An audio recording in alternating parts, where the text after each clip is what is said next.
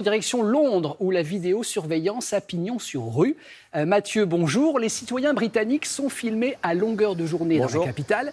Est-ce que cette pratique leur pose problème ?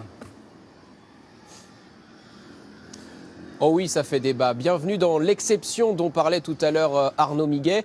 Les villes les plus vidéosurveillées au monde sont toutes chinoises, sauf une, c'est Londres. 600 000 caméras, une caméra pour 15 habitants, c'est colossal.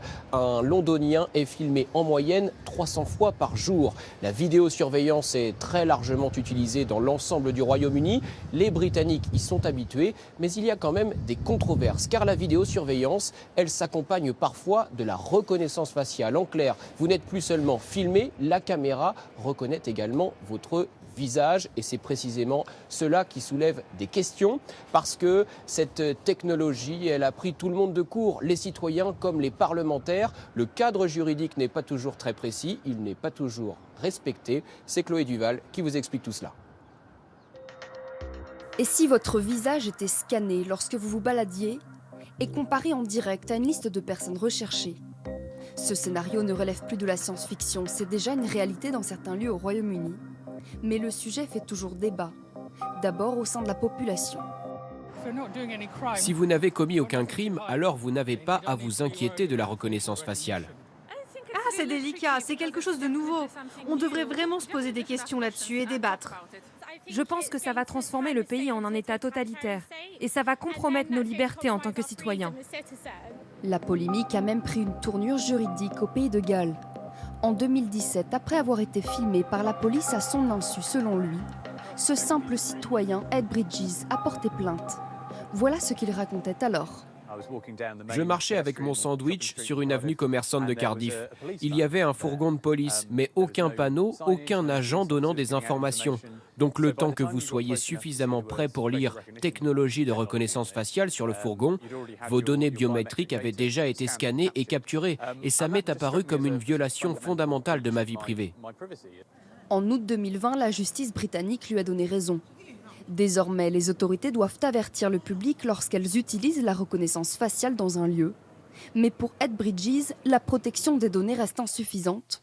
Il y a quelques jours, nous l'avons interrogé à nouveau. C'est très difficile de demander accès aux données collectées par la reconnaissance faciale, de savoir quelles images ont été prises. Ça ne se fait pas comme avec la vidéosurveillance classique. C'est l'un des problèmes que nous avons soulevés. Pour rassurer la population, les autorités ont mis en avant leur bilan.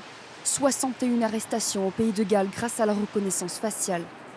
À Londres, la police s'est également défendue de constituer un immense fichier sur les citoyens. S'il n'y a pas de correspondance entre le visage scanné et le visage recherché, les données sont supprimées.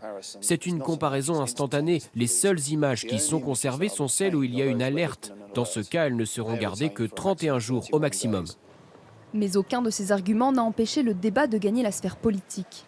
En février 2020, avant la pandémie et sous ces caméras de reconnaissance faciale, nous avions rencontré cette élue municipale, aujourd'hui candidate à la mairie de Londres et opposée à son utilisation. Si la police est capable d'agir tout simplement en dehors de la loi, alors elle peut créer une base de données et en faire ce qu'elle veut. N'importe quelle technologie qui implique des questions de vie privée, de droit et de liberté d'expression devrait être aussi contrôlée que possible.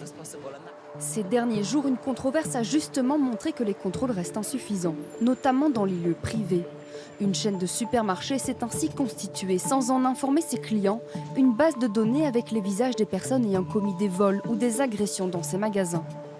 Elle leur refuse désormais l'entrée pour protéger son personnel, selon ses dirigeants. Mathieu, on voit que la reconnaissance faciale fait débat sur un plan éthique, mais est-ce que c'est fiable au moins ? Eh bien, pas toujours. Il y a un risque d'erreur assez important. Et bien évidemment, si la caméra vous confond avec un suspect ou si, au contraire, elle ne reconnaît pas un criminel, cela peut poser de très gros problèmes. Selon des chercheurs mandatés par Scotland Yard en 2019, la technologie employée par la police londonienne comporterait 81% d'imprécision. Et il y a un autre souci majeur, c'est que la reconnaissance faciale est plus ou moins efficace selon votre couleur de peau. Ça s'appelle le biais racial. Plusieurs études ont expliqué que les caméras commettraient encore plus d'erreurs face à des personnes de couleur noire et notamment des femmes. La reconnaissance faciale a donc réalisé de nombreux progrès ces dernières années, mais il y a encore du travail avant d'atteindre une fiabilité irréprochable. Et à quel point cette méthode s'est-elle généralisée chez vous? Vous avez des exemples, Mathieu?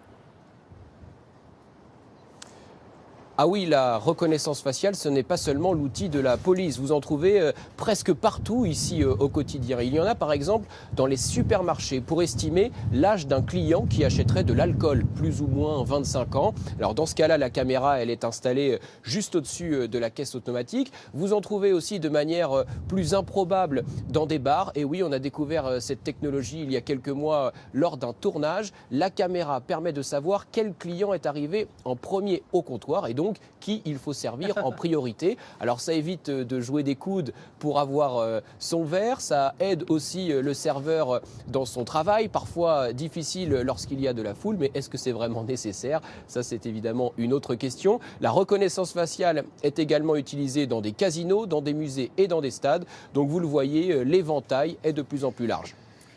Merci beaucoup Mathieu pour toutes ces précisions et à très bientôt.